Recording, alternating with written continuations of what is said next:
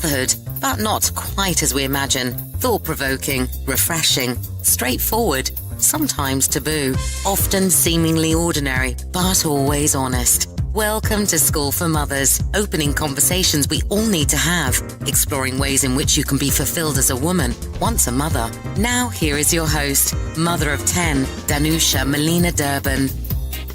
Hello and welcome back to episode 24 of the School for Mothers podcast. I'm Danusha Melina, your host, and the title for this week's episode is Net. My special guest is Emma van Heusen. As mothers, we are remarkable at reinventing ourselves. That's something that we do monthly, for instance. We do it every time we have a child. We reinvent for all sorts of life stages. And so I'm really excited to have this conversation today with my special guest, Emma van Heusen, who has a really fabulous story of reinvention. And so I think we're going to get practical. I think I have no doubt, listeners, you're going to be inspired by Emma's amazing story. So welcome, Emma. It's lovely to have you here. Thank you very much. It's an absolute pleasure to be here. Oh, now, how have you managed to reinvent yourself, your career and kind of your life, I think, to be the force you are today? Well, when I reflect back on it, it was almost forced upon me because of the stage where I was in my career. And so I had a lot of resistance to the change for a long time because I just sort of felt as the years went on since I had my child, I had my son quite late. I was 38 when I was blessed to have him. But my whole career before then, I'd always wanted to work in sort of fast-paced agency type environments. I love the chase, the clients, the meetings, the travel, being able to stay late, go for beers after work, all that sort of stuff. And then once you have a child or children, nothing's the same anymore. And as much as I felt like just because I have a child doesn't mean that I can't carry on doing my job, part of you I didn't want to carry on doing that job because I was finding it increasingly difficult. I couldn't partake in things that I used to in the way that I used to. My priorities had changed. That continual dashing to nursery, to work, always looking at the clock thinking, please don't let this meeting run over. Please don't let, as much as I like all this waffle and pleasantries, I've got somewhere to get to. Yes. Yeah. So that was one aspect. And the other aspect, which is the part that really, really bothered me, was I felt a real shift in the hiring policy at work, which seemed to suddenly switch gear into people that they would call hunters, young, slightly rotting stag types. It's a terrible thing to say, but that's how I saw them. Oh, it's fabulous. What do you mean by rotting stag type? Well, a lot of testosterone flying around, massive egos, sharp suits, all about dazzling the clients and wooing them. And, I just felt the integrity was going out the window. Yeah. And it didn't really seem to be about experience anymore. It was about who was a hunter, who was prepared to go out and get the work and do the hustle and do the grind and, lots of high-fiving and, and it made me feel old because I wasn't a young hunter. And it made me feel irrelevant.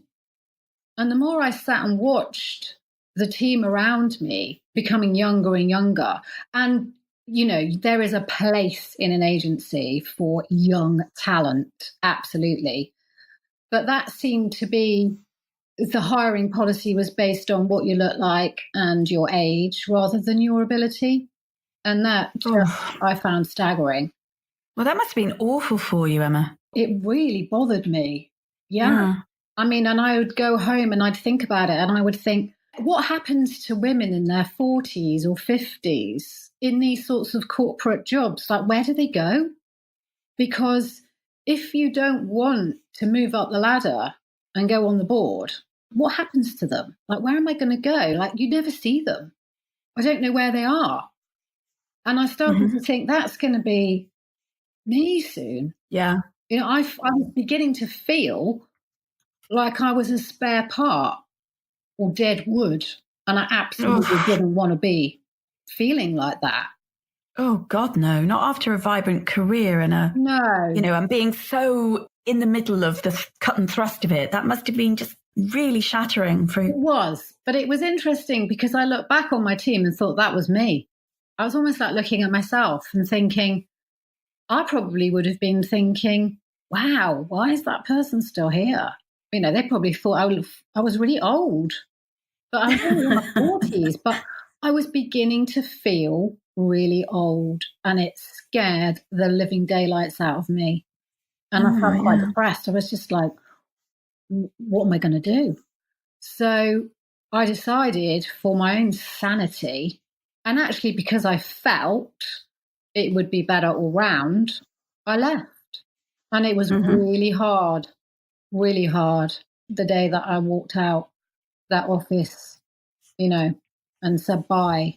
What did you do when you left? What was the first thing you did? I had a few sort of consulting type jobs that I went to, which were, you know, short contracts. When I first left, I just went home. Yeah, that's what I meant. Where did you go? I went home, and I think I opened a bottle of wine and just thought, well, that's it. That's that gone. And I didn't really have a set plan. I just knew I needed to get my head out of that place.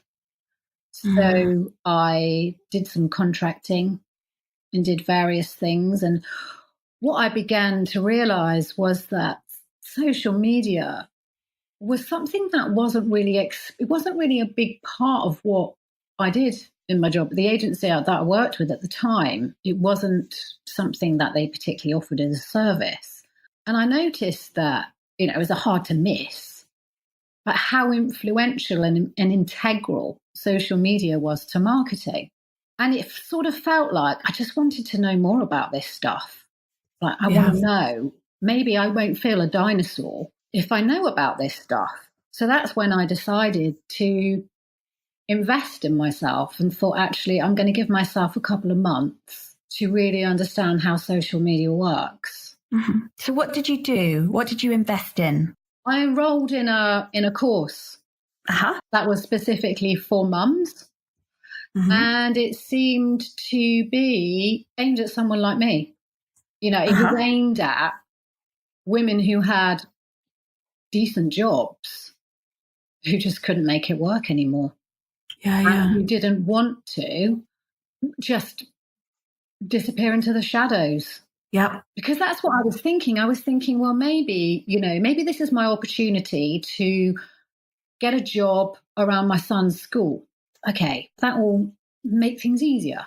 That would sort that, wouldn't it? That would sort that out. That would sort out all the stress of the holidays and the 6 weeks of trying to juggle childcare and me taking a week off, my partner taking time off. We don't really get that much time off together. And I thought that will solve all the problems. But little did I know that those jobs are seriously sought after.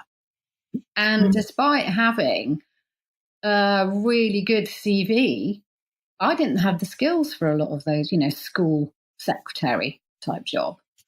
And also, what I did notice is that anything that seemed to be family friendly came at a huge price of a decent wage. Yeah. So in other words, you were going to have to take a massive cut. Massive. And it really, I just thought, is that the only option now? Is that I have to, if I can, get a family-friendly job, along with the thousands of other people around me that did too in my area. And if I did get one, you know, was it really going to be worth it? Because the pay just looked terrible. So that's another reason why I just thought, you know what, I'm going to use this time to really understand this social media stuff. Maybe I can build a career on that, you know, freelancing, and actually feel like I have a little bit more control over what I'm doing. Yes. So that's what I did. I knuckled down and did a I think it was about 6 months, 5 or 6 month course. Is it still going, the course? Yes. Is it something that our listeners the School for Mothers listeners can maybe, if they're intrigued to know about it, could they go and enroll on it? Yes. I mean, I don't know whether to say that who it is, but yeah. Oh, of course. Yeah, please do. Yeah. Yeah, it was Digital Mums. Ah, yes, Digital Mums. Oh, yeah. I know the founders. So, yeah, particularly one, Catherine. Oh, do you? Yeah. Yeah. It was their course. And I started seeing, ironically, Facebook ads coming up for it. Mm-hmm. And they seemed to be following me around. And the more I looked at it, I just sort of felt more drawn. And once I got on the phone and had an interview and realised the types of people it was aimed at, I thought, this is absolutely what I need to do. I mean, I didn't have the money for it. So how did you manage to find it, the money? I stuck it on my credit card. Uh-huh. Because to me, that personal development is what I needed. So I think I probably told my other half it was about half what it was, as we sometimes do. And I have to say, if it wasn't for that course, I wouldn't be where I am now. So that was a really good decision for me. Really good. Fabulous. Yeah. And it was from that I found my love of Facebook. Mm-hmm. And that love of Facebook led me to a temporary contract. And with that temporary contract, I was very fortunate to be enrolled on a mentoring program with Facebook's global strategy team. Uh-huh. Well, that was that bit of a coup, wasn't it? Was an amazing opportunity. And so I cut my teeth on Facebook ads being mentored by them. Mm-hmm. And it just reignited my love of advertising again. It was all the things that I loved: writing copy, being creative, looking at data, brand awareness, lead gen, e-commerce. It was all the things I loved. So I just felt like I'd found a new lease of life. And I realized that I was pretty good at them. So I then thought, this social media isn't what lights me up in the way that this does. Yeah. So I decided to niche down into Facebook advertising. And then I spent some serious money on personal investment development on myself and racked up, almost £20,000 worth of debt in order to skill up big time. And that investment was paid back within months of making it. Yeah, I think it's a really interesting debate, isn't it, about the use of, I guess, to be blunt, getting into debt in order to skill up. And obviously, from your perspective, it paid off, didn't it? Well, I think you have to be doing it for the right reasons. Like, I see lots of people that will think it's the silver bullet. Like, just because you're paying a lot of money doesn't mean it's going to work. No, exactly. You have to embrace it. That's the thing. And that's what I'll say quite clearly on, to people who want to do my courses now. It's not for the faint-hearted. You have to be spending money for the right reasons. I knew it was for the right reasons. And I made a commitment to myself. I will make this money back. I have to. But say if you hadn't, I mean, I know that's a stupid question in a way, but, I see lots of people, lots of mothers set up businesses that they don't have the skills for because their background doesn't lend them to be an entrepreneur. It just doesn't. It's not their fault. They just haven't been exposed to what is required to set up a business, to start it up robustly from the foundation up. And then they'll go into debt, hoping to, recoup it with these amazing contracts that they're going to get, but they don't get them because they haven't been taught, for instance, to write a proposal, which is a key skill. It depends on, some people don't really learn what that skill is. Because you can be good at one thing and not be good at something else. Like, it's very, very unlikely that someone is going to be amazing at all aspects of their business. I hate admin. I'm rubbish at admin. I hate invoicing. I'm rubbish at invoicing. Rubbish at all that stuff. Yes. You have to understand what your zone of genius is. Yeah. And once you understand that, you can mold your business around that. But you've also got to, I mean, the best way to do that, isn't it, is to actually hire amazing people who are little or big admin whizzes or invoicing, or find the software that does that seamlessly. Yeah, I mean, you can get something called Proposify, $19 a month, and you can write a killer proposal. Like, there are ways to there are solve those problems if that's not your bag. You got to work out what is your bag, basically, haven't you? As you said, the zone of genius.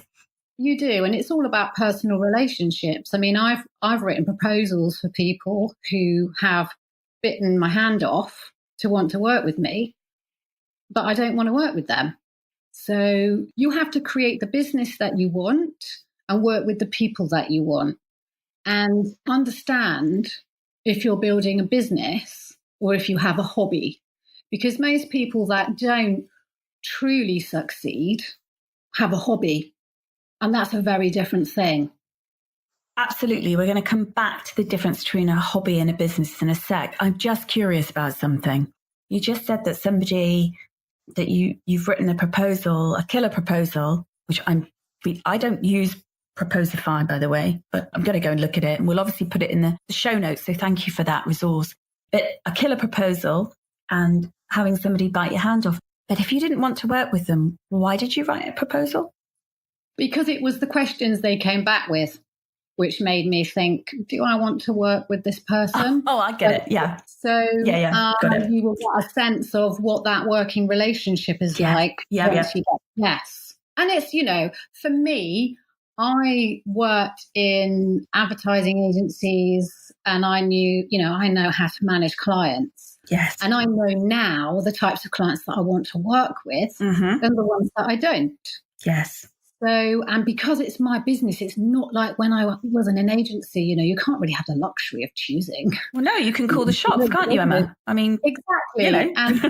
And I get to work with exactly who I want to work with. Mm. So what is the difference between a hobby and a business? What do you see? One that's making money. Mm-hmm. One that is being built on the foundations of it being scalable to a degree. Yes. And has, you have to understand aspects of business. You can't just do something. I love, I haven't even got time for hobbies now. But say I like... No, exactly. I don't know, felting or something. Can I make that a business? Or if I can, how am I going to make it a business?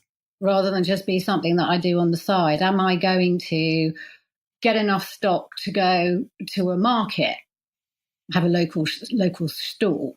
Can I afford that? What price are my cushions going to be, my felting cushions?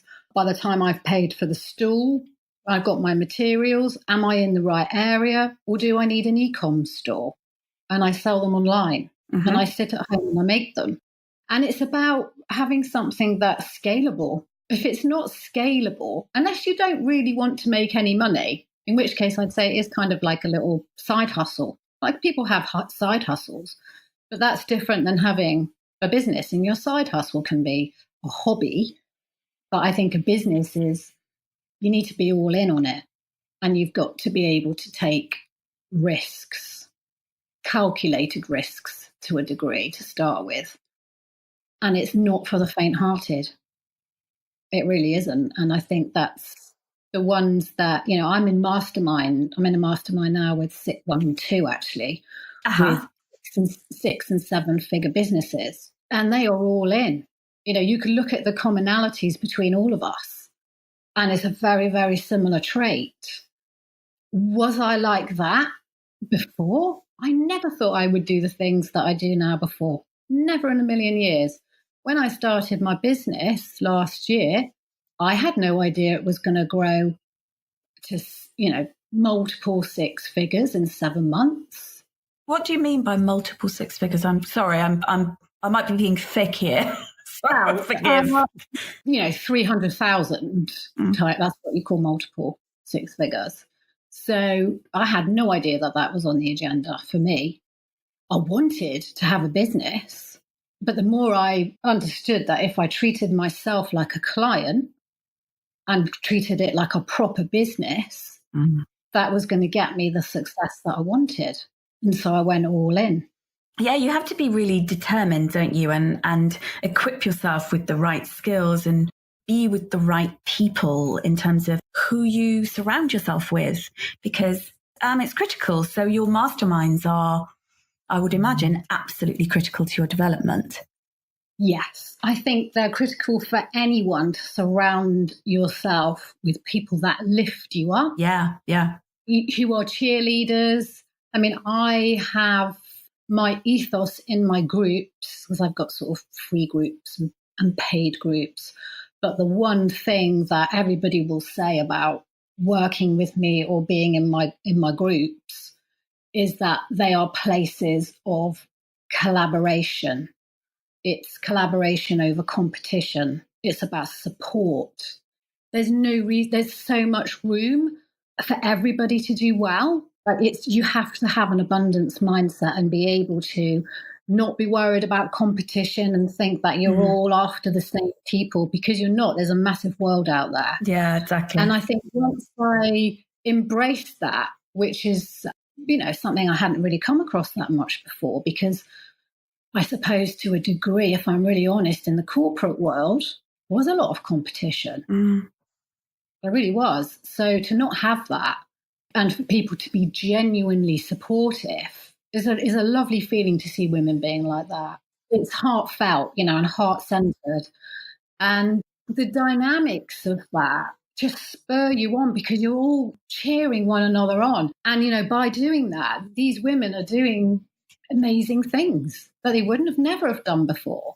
And I even had their husbands contacting me saying, gosh, you've given me my wife back. That's lovely, isn't it? The lady I married. Yeah. And it's because it's almost like, I feel for me, it's almost like I'm having a second life, which is, when I thought my life was pretty much destined to, God knows what I thought I was going to be doing. I certainly didn't really think I'd have another career, not in this sense.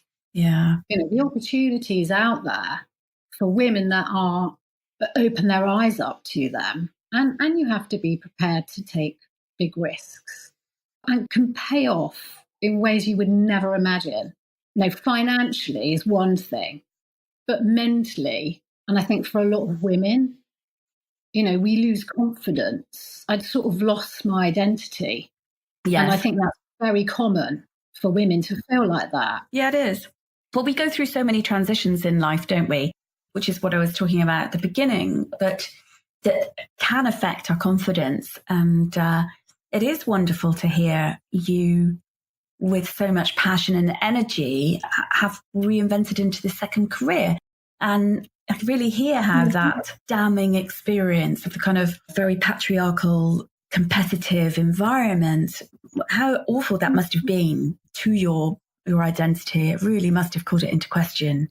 So I'm wondering if you can recommend, who you study with. I mean, it's one thing for having your own groups where you're leading them, but where do you go for this sustenance? And I'm asking this because we have a lot of very big, impactful women listening to this podcast. So I want to make sure that we equip them with places to go so that they can get what you're talking about. Well, coaching programs can be amazing. Amazing for, they're all different levels. I mean, the one I started with, again, cost me a lot of money and I had to put that on my credit card. And that was another investment that I had to make work. And, to be honest, my partner and I had quite a heated discussion about it. Because I think sometimes it's difficult to understand why you need something like that. Who did you train with? Nick Pigeon was the first person. Oh, I love Nick. Yep. Yeah. And now I'm working in another mastermind with, they're mostly people in sort of the States, because I want to, have more of an impact over there now.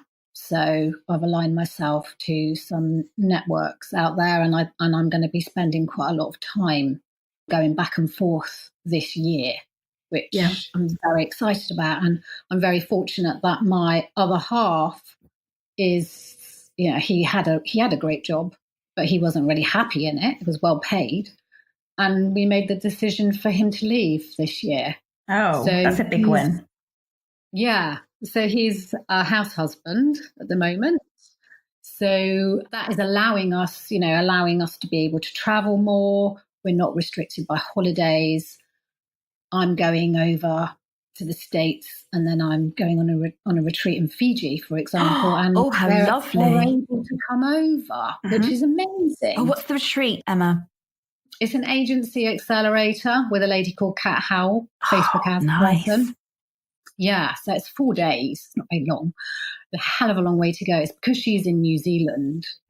So I can take my family because my other half's got a year off, or maybe, he would love to have his own job and his own business. And that is the plan for once we kind of like bedded in with this for a bit longer. Is to be able to study. He really wants to be able to study, and I would absolutely love to give him that opportunity because he stood by me and watched me make decisions that he didn't entirely agree with because we were putting ourselves under financial pressure. That sort of stress about money is awful for anyone. It's a big risk, isn't it? It really is a big risk. It's a pressure. Massive pressure. And I was, I didn't say this actually, when I left my job, I ended up being on job seekers allowance. So the beginning of last year, I was in the job centre. And that's somewhere I never thought I would be. And I was, it was really weird when I first went there because I had to sort of evidence that I was looking for jobs, which I was, but I just couldn't find one that was going to work for me. And then I remember going in, you have to go in sort of every 2 weeks and you have to record. When you go online and look for jobs, you have to go through their sort of browser so they can see what you're doing. It's basically to evidence, isn't it, that you're actually truly looking for a job? Yeah, and I was looking, but I just thought, these jobs are just not me. And I just said to them when I went in, I don't actually want to work for somebody else. I really want to work for myself. What did they say to you when you said that? They said, well, there is a scheme called the Enterprise Initiative, something like that. And it was, you got a mentor and you had various workshops that you could go on. And you had, I think it's 26 weeks in total. So the first 13 weeks, I got paid £66 a week. I think it was a week. And then after 13 weeks, it went down to 33. So I knew I had that window, which although, that's not a lot of money, when you don't have any money coming in, you're grateful for anything. Yeah, absolutely. So that gave me some breathing space to think, right, well, there's some money coming in so I can contribute towards groceries and, there's something here that I can feel, because it's horrible when you feel like you can't make any kind of contribution. Yes. And I knew I had that window to get moving. And that's what I did. I sat down with a massive pad at my dining room table and started mapping out, right, this is what I need to do. This is what I need to do this. I need to know my niche. I need to create my ideal avatars. I need to get an online presence. I need to treat myself like a client. I need to get my messaging sorted out, what my values of my business are. And I just treated myself like a client and went from nothing to earning 100,000 in 100 days, pretty much. Well, actually, it was over 100,000 from, a scarcity mindset to thinking, this is working. And it was phenomenal. How did you do that, Emma? Well, I decided to I mapped out how many clients I needed. So I had an agency that I was building, and I started to think I need to go after bigger pieces of work because the ones that I have now don't pay me what I need to be paid and they take up a lot of time. So I need to be spending even the same amount of time, but ones that are paying me more. So I went out. I started messaging people. I started sending bonbon videos, voice notes, outreach, total outreach, personal outreach in the first instance. And I built up a portfolio of clients quite quickly. And then I realized that I needed to essentially fire myself out of that job as quickly as I could, because, it's that thing of then you're stuck in the business, not on the business. Yeah, exactly. So I hired some other mums and they managed the clients. I then built in more clients, built out a bigger team. And then I went into launching my online business. Let's go back to the beginning, because I think it's really interesting to chunk this out. So, because it's very inspirational for listeners. So you made a decision that you needed higher paying clients. Yeah. Yeah. It was obvious you needed more. Well, you needed the same amount maybe, but just paying you more, bigger fees. Yes. Yeah.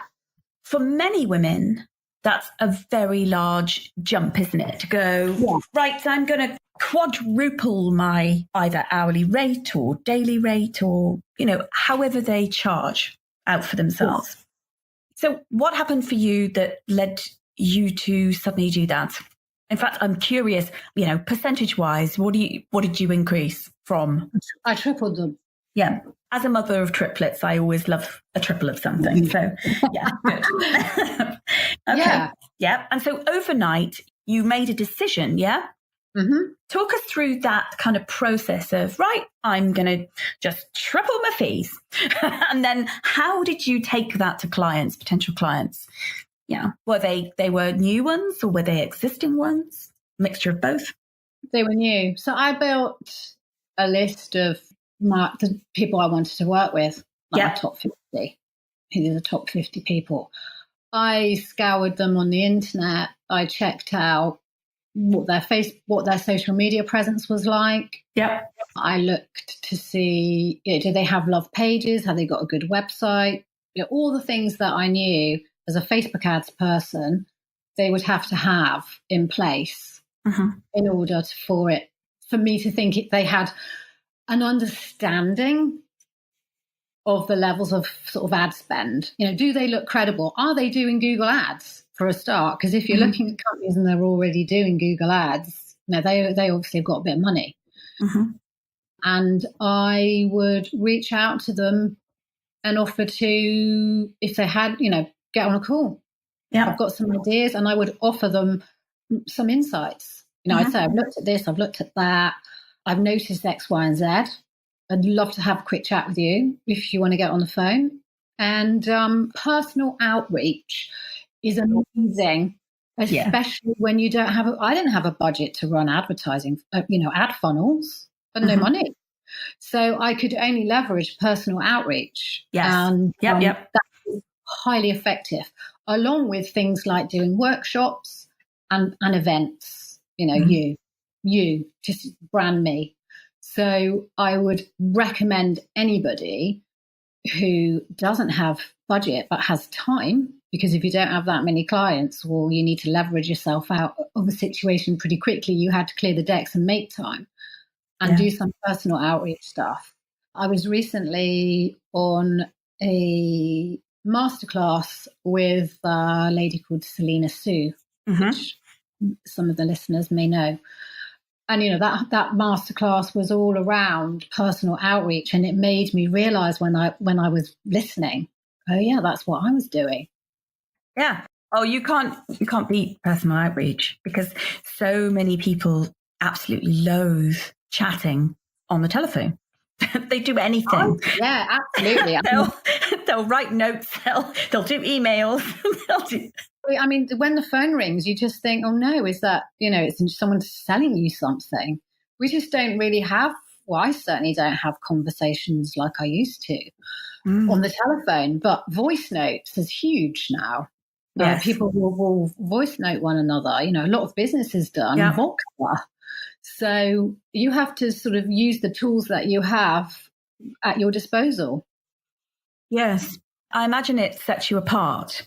Done in the right way, personal outreach is phenomenal. Done in the right way. And I think that's how some businesses trip themselves up because they're too salesy. It's obvious that they're about themselves as opposed to actually creating connection, because that's always what business is. Business is, you do business with people you like and, and have something of value for you. But actually, most of us don't want to be around people, who have value. They've got some value or some knowledge for us, but we just don't like. It doesn't work. I want to ask you, when you said, and I love the strategy, I think it's really brilliant, it's a genius little thing to do, top 50 companies that you'd like to potentially convert to, clients, customers, and, to do that personal outreach, etc. I think it's fabulous. But you also said, as a Facebook ads person, that's, again, there's these kind of big leaps, aren't there? So you had made the decision that, following all the work you'd done and, you'd niched down into this, that you would call yourself a Facebook ads person. I was already running Facebook ads and I'd been, running Facebook ads for Facebook. So I had a lot of that stuff down pat by then. Right. I knew, and I had testimonials. I knew that I was good at that stuff. Facebook themselves said, you understand this stuff really, really well. I had a phenomenal results for the people that I worked with. Nice. And I continued to get phenomenal results. So all I had to do was dial up the phenomenal results that I was getting free roam and go after people with more money, bigger clients. At the time, when you're charging £500 a month, say, for a retainer, you can get into the mindset that you might go to local events, local networking, and nobody there really has any money. And you can very quickly get into the mindset of no one here is going to pay 500 quid for Facebook ads, let alone $2,000 or $2,000. I was going to say, but that's not the actual spend, is it? No, you have your spend on top of that. Because you have to have your spend too. So it's £500 for somebody, and then let's say £500. So you need £1,000 to play with Facebook ads. Well, you're not playing, but yes, you're spending. Well, I know the word testing. Yeah. You test. Yeah. I said play deliberately because test is like, tell us about testing, because there's no guarantees, is there? Well, there's a validated funnel. Okay. So it depends what types of clients you're working with. If it's, an unseasoned, I don't want to get into too much data because it's boring. But if you have unseasoned pixels or poisoned pixels and you don't have a lot of data to work with, then you have to put in the foundations to train Facebook who to find. Okay, so that's an exercise in itself. In terms of testing, depending on whether you work in e-com or lead gen or coaching, there's very, very different testing methods with that. Yeah. So I would apply different strategies for different niches. Mm-hmm. And then you work from there. But going back to what I was saying about, you can sort of think, well, where are these people that are spending this money? Like, nobody, because I can remember going to a networking event where I said my costs were £300, and I could see these people sort of recoiling in horror, ashen faces. Yeah, and I was thinking, oh my gosh, like, where are these people? Whereas once you start to get established and you've got results, and what I put in my plan when I was scrawling on these big A3 sheets is, I want to be the go-to person. That's what I want to be. So how do I make myself the go-to person for X? Yes. And I mapped out. Personal outreach was just one of the strategies that I deployed, but it was a very effective one. Yes, I bet. The same as having, a strong brand, understanding messaging, understand how to speak to your ideal audience, avatars. What are their pain points and how can I solve them and how can I evidence that and how do I get to the heart-centered pain of the problem that they have right now? Yes.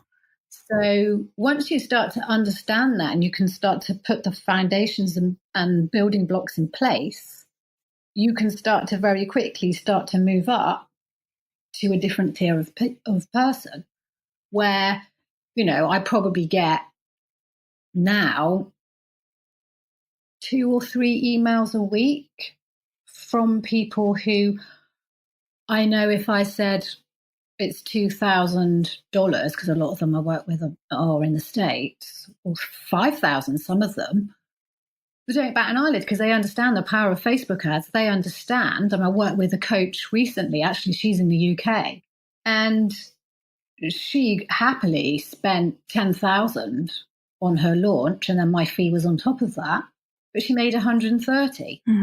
So for her, money well spent. So once you start to work with clients who have, because she has lots of good data, she's got the right audience already, and she understands how to market herself. Lots of moving parts start to come into play. Exactly. It's all those pieces that need to be in place, don't they? And as we said earlier, lots of people, you have to know which parts you really have down, and you really understand, and then go and get the other pieces. Exactly. Kind of sorted. Yeah. The thing is, if you don't understand marketing, you're not going to have a business for very long unless you hire someone who does. So that's another key thing, going back to your question at the beginning, is, about how do you have a successful business? Well, you can't have a successful business if you don't understand marketing, because how can you if nobody knows your business is there? There's key pillars that you need in your business. You need to be able to build affinity. You need to be able to build authority, and you need to be able to build credibility. And if you don't understand how to market those content pillars, you're always going to struggle. Exactly. And for a lot of people, I think they just have an idea about something and don't understand that they really need to equip themselves in these areas. Otherwise, it will fall. It just, as you say, if people don't know you're out there, if you don't have credibility, for instance, or, it's very, very difficult. Very. I wonder if what you think about, whether it's realistic for thinking about people who, start up businesses. Do you think it's realistic for most entrepreneurs to actually make 6 figures? Do I think it's realistic? Yeah. Because there's so much about 6 figures, isn't there?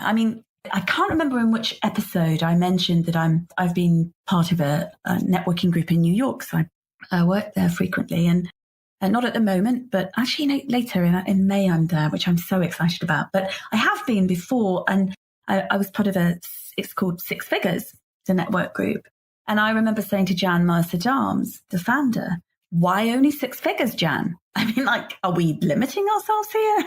And she laughed. But there is so much about, you can make 6 figures in X, it feels like almost on the loo. It's becoming a bit daft. Well, it depends. But I bust an absolute gut. It wasn't like I just sat around and clicked my fingers and it came. Exactly. That's my point. Yeah, really, I think it's possible. But, you can't sit around meditating on this stuff. You've got to get off the yoga mat and put in a shift. And if you put in many shifts. Yeah, I work damn hard. I work really hard, but I'm really happy.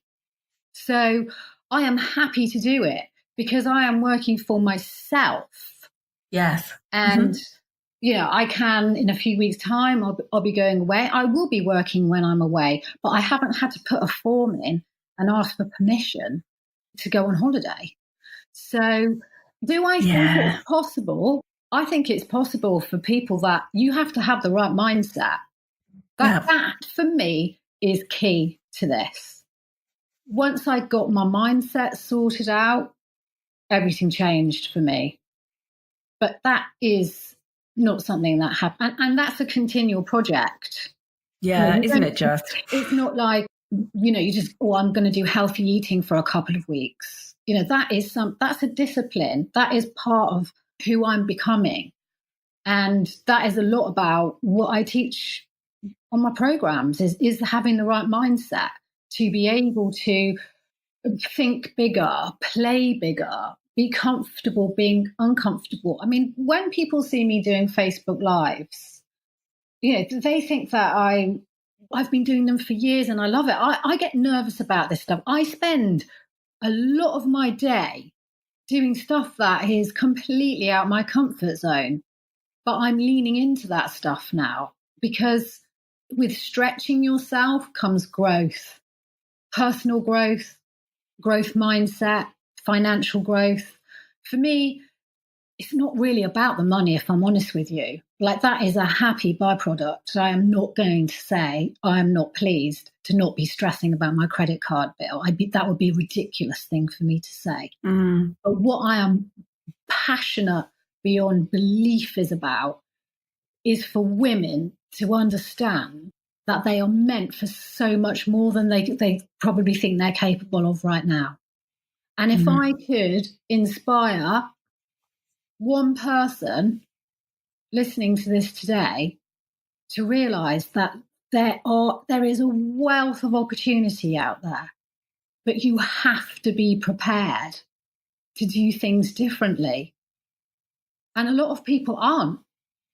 So you can't be surprised that they don't get anything different. Yeah, at the heart of this is our conversation is the essential element of hard work, tied into passion, because you obviously adore what you do. You found that niche that really makes your heart sing. Also, using so many of your skills from your previous career that are all coming into play in a really beautifully integrated way. You can hear it in your voice. It's really lovely. And yeah, but without that hard work, this just doesn't happen. It can't happen. And I think that's when I was taking the mickey, and I was kind of talking about making 6 figures on the loo in the bathroom type thing. I mean, some of the stories that are out there about women doing exactly that. I had this idea, did a little bit of something, and 1 week later, Yeah. I mean, it's that joke, isn't it? It took 10 years to be an overnight success. Yes. And that's very true. That is very true. I mean, I make no bones about the fact that, I don't really like that word hustle or grind. I work hard. I'm working passionately. It is hard work, but it's doing what I love. And that makes a massive difference. Yeah, it does. I could choose to not do it. I could just say, do you know what? This is too much. I just can't do it anymore. And I could choose to go and get a job where I might not have the financial, but it would be a lot less stressful and hard work, no doubt. But I wouldn't give up what I'm doing now because I feel like I've just come into my own at the age of 46. Yeah. And I think that makes you realize that, I remember having this conversation with my other half who really, he was turning 30. He's a bit young. He's 10 years younger than me. And he was thinking about retraining, and he was thinking that it was too old.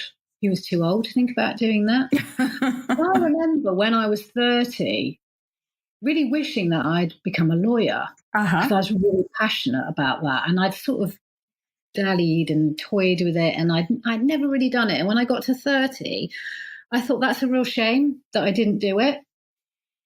And I felt like it was too late. And I looked back when I was 40, which was before, I've had I was still unhappy in my job at 40. And thinking, wow, I thought 30 was old. Why did I think that? Whereas 30 is so young. And even, Gary Vaynerchuk, not that I'm a fan of his, but he talks about, there's a lot of life ahead of you. And there is. So we don't have to just kind of like get our slippers on and sit back and think, well, I'm a mum, I can't have that. I don't want to do that job anymore. Or maybe I'll just sort of slope off into the shadows. Unless you want to. if you want to, then that's absolutely fill your boots. Fill your slippers, actually. Yeah, fill your slippers. I think it has to. If you don't want that, there is choice, and I think women need to know that there are choices to be made, and it's what you choose to happen. And for a lot of times, I didn't make good choices because I was frightened, really frightened. Always, what if it's the wrong choice? What if I fail? What if I end up spending this money and I'm even more in debt? I mean, don't think that these, when I put stuff on my credit card, it was done lightly. It was done and I was stressed about it. Well, I imagine it sharpened your hunger, actually, for... I had skin in the game because I thought, I've got to make this work. Yeah, exactly. And you see this with people that will, for example, there's a whole tranche of people out there who spent $97 on something or $47 on something or even $297 on a program, never opened it. And it's because it hasn't given them enough skin in the game. Whereas for me, because I made quite big investments, I was sending a message out to the universe that I am going to do something big now. I have to make this work. I have financially put myself under pressure because I've got no other way of paying for this. But I firmly believe that when I understand this, it is going to be a game changer for my business. And it was. It was, but you have to commit to yourself. Yes. Other people can't do the hard work for you. That's it. You can't just throw money at something and think it's going to solve your problems because it won't. Well, I think, that's a fitting closure there, a closing part, because that ties absolutely everything up because you have to do it for yourself, don't you? That it is, yes, skin in the game is great, but you have to do the hard work. And it sounds like you've dug in and really, really reshaped a very new future and a present for yourself, which is totally inspiring. I'm so thrilled that you chose to come on the show and share your journey. There's so many takeaways for listeners. Emma, thank you ever so much. I really love this conversation. Thank you. Thank you. You're very welcome. Well, there you have it. My favourite moments from our conversation? Oh, I think that would be when Emma was so incredibly open about her devastation at the end of her ad agency career, and also how she found herself on job seekers allowance. I mean, seriously, inspirational story of reinvention, isn't it? One thing's for sure, Emma is a mighty grafter. Coming up next week, I'm joined by Dr. Shoshana Garfield, and the episode is called Sold. Honestly, I really don't want to sum up Shoshana's story and her work in one sentence. I can only highly recommend that you join us next week as we explore exactly why her episode is entitled Sold. You're not going to regret this. I know it. It'll be absolutely moving. Her story is so rare. Before I let you go, have you subscribed to the podcast? It would be fabulous if you did. And you can make sure that you never miss an episode, especially the secret bonus ones. They're usually very fun and informative, so it'd be great if you are a subscriber. You can obviously subscribe on iTunes or wherever you listen to this podcast. So, all that's left for me to say is thank you so much for joining us again this week. See you next week. Till then, take really good care of yourself. Bye. Thank you for tuning in to the School for Mothers podcast. To continue the conversation and keep your dose of inspiration up, head over to schoolformothers.com/podcast, where you'll find bonus content from Danusha and her guests on habits, recommendations, books, best apps, time-saving secrets, life hacks, health, sleep and anything in between. That's schoolformothers.com/podcast.